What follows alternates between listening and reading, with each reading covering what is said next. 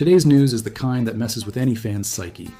We're going to talk about the players who are literally in a tough situation before the 2025 OTAs. They could lose their spot on the team, their role, or even their job.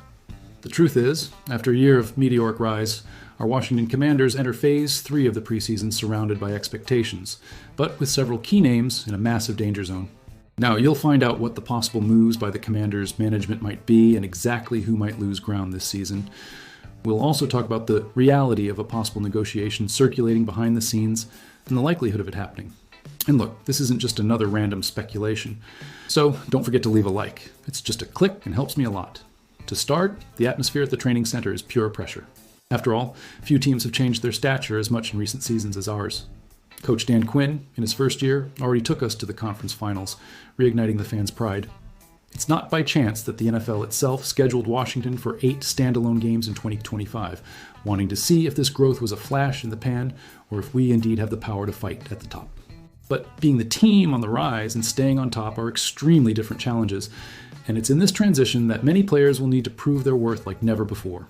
Adam Peters, our general manager, spared no effort in the last offseason. He brought in reinforcements, made firm decisions on renewals, and sent the message, the time is now, the team needs to perform and show evolution. However, like any improvement process, some players end up on the edge with real chances of losing spot, function, or even their jobs. And it's precisely these details that the more attentive fans need to focus on. The competition is open, the demand is total, and there is no guaranteed place for anyone. Understanding this movement is vital for those who closely follow the team.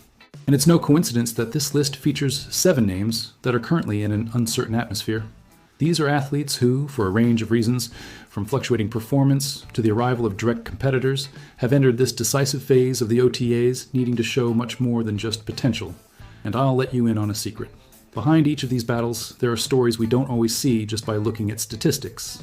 The first player that deserves attention in this delicate situation is Dominique Hampton. He was seen as an interesting prospect when he was drafted in the 5th round last year, but his rookie performance was modest. He barely got on the field, being cut multiple times before games even started. This became even more complicated when the coaching staff decided to change his position, placing him in the second defensive level, away from his role as safety where he shone in college. In this new scenario, Hampton needs to quickly adapt, or honestly, he might go from active roster to practice squad or worse. Competition in the position is anything but easy. From the outside, many watched Jordan Magee and the new rookie Kine Medrano, who are eager to find space on the team. They are eyeing the spots immediately beneath starters Bobby Wagner and Frankie Louvu, 2 beasts who already have their places secured while the backups are still chasing their shadows. This performance pressure is what Adam Peters aimed for when assembling the group. Internal competition to separate those who can truly handle pressure from those just occupying space. Of course, for the fans, there's always that mix of anxiety and hope during the OTAs. Will Hampton finally live up to the management's bet? Or will other names take over that space and leave him behind? The fact is, entering his second year, he can no longer rely on adaptation excuses. The coming weeks will reveal a lot about his future. Another one walking on a tightrope is Percy Butler, the safety who has shown glimpses of talent but nothing capable of reassuring fans. Remember, the position became even more exposed after Jeremy Chin left for the Las Vegas Raiders following a great season. The bet on Will Harris to bolster the group is viewed with skepticism by many experts, and I honestly understand the concern. Reinforcements that arrive out of necessity are often surrounded by doubt until proven otherwise. The hard truth is that Percy Butler is running out of excuses and time. In the final year of his contract, he must not only defend his starting spot among the safeties, but also justify why he should be the first backup option. Without clear improvement, especially considering the progress expected from Tyler Owens, the path for him to remain relevant could be short. Any additional signings or rookie standouts could mean Butler's shift from the main roster to perhaps the practice squad, or even the free market. Speaking as someone who follows every detail of the team, I'm genuinely worried about this lack of depth among the safeties. If Adam Peters doesn't look kindly at this sector in the coming weeks, or if Butler doesn't show progress, I wouldn't be surprised if the fans start demanding changes during the summer camp. We have a solid defense, but any gap in such a sensitive sector could cost dearly when heavier games arrive. On the subject of sectors ready for revolutions, I can't overlook Ben Sinnot's situation among the tight ends. The rookie barely saw field time in his debut year, benefiting from Zach Ertz's resurgence, who many had already considered at the end of his career, and the secure performance of blocker John Bates. However, for 2025, the management has different plans. They want to see Sinnott more involved, not just as a blocker, but as a real threat in the air game, leveraging his athletic profile. Yet, Sinnott's mission is far from easy. The return of Ertz and Bates means less space, so the young player will have to prove his worth in every OTA rep, looking to convince both in blocking and especially as a passing alternative. Consistent performances could quickly change the tight end's hierarchy, mainly considering Ertz and Bates are unlikely to play in the same rotation in the future. It's worth highlighting that last season was a learning experience. Sinnott should have learned both tactically and emotionally from veteran champions. Now it's time to turn knowledge into concrete production. This is the kind of pressure that molds talents, and all the fans will be watching the OTA news and videos, eager to see if we'll finally have a young tight end emerging in Washington. Shifting back to the offensive sector, one of the topics most debated by fans is Andrew Wylie's future. Did you know he finished last season without allowing a single sack? On paper, it's impressive, but is that enough to secure his position? The arrival of Josh Connerly, drafted in the first round, suggests that the new rookie will directly compete for the right tackle spot, especially with Laramie Tunsil firmly set on the left. For Wylie, this means having each snap under intense scrutiny and facing the real risk of being moved to the interior line or becoming a swing tackle, a versatile player who only comes in during emergencies. And speaking of the interior line, there's competition on all sides. Sam Cosmi, the starting right guard, tore his ligament and is expected to miss much of the season, a gap that could ensure longevity for veterans such as Wylie, but also intensifies internal competition. Brandon Coleman, Nick Allegretti, Tyler Biadasz, all eyeing a spot, everyone eager to prove they deserve to be on the main roster. Miss the mark and you're out. This goes for everyone who got comfortable in recent years. The tension between veteran presence and youth in this case is immense. Fans feel proud seeing the more experienced players hold their ground, but nobody wants to see the team lose agility or explosiveness just to preserve an old name. Therefore, the message is clear. Those who do not show production from the start of the OTAs can indeed fall to the second tier of the roster faster than they imagine. Speaking of Nick Allegretti, the situation for the former Chiefs player is far from steady. Hired to provide more stability to the sector, he was never guaranteed eternal starting status, especially now, with the Commanders heavily investing to correct weaknesses in the trenches, always looking to match the standard of the Eagles and other winning teams. The roster was built for total competition. If Allegretti doesn't prove his worth, he could be surpassed by names like Coleman or even find himself benched as soon as any rookie emerges. These battles, of course, only increase the suspense surrounding what will become the new offensive line of the Commanders. We know it's often the trenches that define the future of a championship team. And every fan should pay attention to the slightest details coming from OTAs and minicamps. Any change in performance, whether from Wylie, Allegretti, or the younger players, can completely alter the team's course for the regular season. On the offensive side, another one probably experiencing the most intense weeks of his career is Brian Robinson Jr. He already carried responsibility, but now faces even more pressure. The management did not invest in top-tier running backs in the draft, preferring to rely on him and just bet on the project of Jackery Krosky-Merritt, a seventh-round rookie filled with doubts. The message was clear. Robinson, prove your worth or make way for an unexpected replacement. It's important to note that Robinson's performance dropped last year, which generated skepticism among fans. Nevertheless, the management trusts without hesitation that, with the strengthened offensive line, he can return to the form he had during his Alabama days. Moreover, his contract is ending, and if he doesn't deliver, he will face the imminent weight of a cut. There is maximum pressure, especially for someone who dreams of becoming a franchise idol.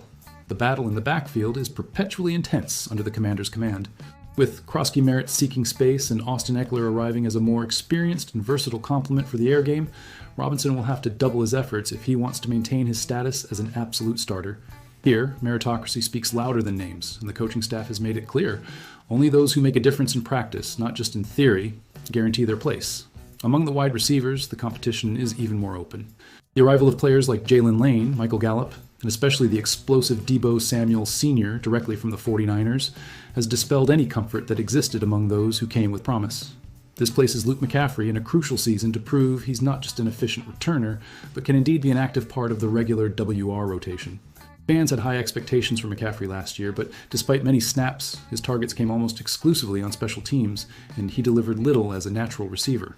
Now, under pressure from Lane, who also arrives strong in returns, the former Rice player needs to show technical and especially mental growth. Every rep at the OTAs could earn him a spot on the main roster, or signify a demotion to a secondary role once the rotation is set. The factor of experience, no matter how positively it weighs, no longer guarantees anything on this Commander's roster. We've seen many recent examples of rookies skipping steps and taking the spotlight. Therefore, McCaffrey needs to make a difference already in the organized activities, even before the preseason. The competitive environment created by Peters and Quinn is the key factor for distinguishing those who are ready from those still reliant on potential. Let's take a break for straightforward fan-to-fan talk. Following this phase of the team is almost like riding an emotional roller coaster. Every new practice could change the destiny of athletes whom we've seen arrive as prospects. And that's why I emphasize the invitation. Don't forget to subscribe here on the channel, like the video, and engage in the comments. I want to know from you, which of these mentioned names worries you the most? Who do you trust blindly to turn things around? Tag your fellow Commanders fanatic to debate with us. And more. Do you think the strategy of maintaining competitiveness in all positions will further elevate the team's level? Or is there a risk of losing talented players due to too much pressure? Let's analyze, cheer, and follow each chapter of these OTAs together, because I assure you, the news about who loses and who gains space will come at a fast pace. Now, as the decisive days pass and the camp reports intensify discussions, the question that only the next few weeks can answer lingers in the air. Who will become the key piece for the Commanders in their quest for the top of the NFC? And who, unfortunately, will become just a footnote in the team's rapid evolution? Will we see surprises this preseason, or will the same old script repeat itself? Leave your opinion, share the video, and stay tuned, because the next few weeks, a simple practice could rewrite the future of many in Washington. You there who keeps an eye on the team's news, get ready, because today's video is the type that will mess with any fan's mind. Imagine Washington's defense with none other than Jalen Ramsey. Does it seem like a dream, or could it really be possible?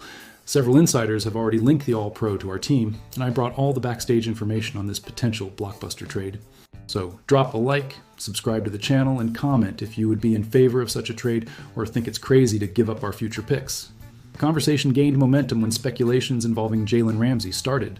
The All-Pro, who never hides his desire to face new challenges, might be on his way out of the Miami Dolphins, and the Commanders frequently appear as one of the favorites in this race.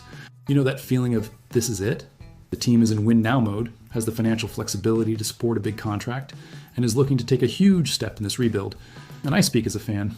Imagine the pressure our defense could apply with a leader of this caliber. But in the NFL world, not every dream is easy to achieve. Despite the Commanders' management and pressing in the offseason, a cold bucket of water was poured by a well-respected analyst. His name? Kyle Krabs, who came against the excitement and brought an analysis every fan needs to hear. He made it clear that, despite the real interest, the negotiation conditions are not all that favorable for Washington. It's the old story. Wanting isn't always enough when we hit the behind-the-scenes market snags. The issue is that to bring a player of Ramsey's caliber, the Dolphins want some valuable trade currency. But according to Krabs, the Commanders' roster isn't attractive enough today to please Miami. The franchise does have the money to absorb the contract, but lacks that group of players or picks to seduce the Dolphins. I know, everyone loves a blockbuster trade, but the situation is complex. And, let's be honest, would it be too risky at this reconstruction moment to give up important picks just to further inflate the payroll? There is still a fundamental point in this equation, and it's called the calendar. With June approaching, the contractual implications completely change in the NFL. According to Jeremy Fowler of ESPN, conversations are already happening both with Miami and other teams, but nothing has advanced to the point of giving fans real hope. However, Adam Peters has already proven this offseason that he's not afraid to think big or act when the scenario changes. So, deep down, nothing can be ruled out, even if the negotiation seems unlikely today. On the other hand, you can't deny that Jalen Ramsey still has a lot of gas left. Even being considered surplus at the Dolphins, he continues playing at a high level, and we know the difference a player like that can make in crucial games. The analyst's counter-argument is that sacrificing our future for a big name now might cost dearly down the road. Imagine if the team trades away draft picks and still doesn't make it deep into the playoffs. The dilemma remains: invest heavily and go for it now, or continue the step-by-step construction as it has been happening. For now, the big truth is, there is no deal in sight, and Peters seems to prefer caution, keeping an eye on that balance between boldness and financial responsibility. He has shown he is always ready for an unexpected move, so one can never say never in Washington. The attentive fan knows such situations can change in an instant, especially if Miami can't negotiate the player and considers releasing him, which would change everything and pave the way forward.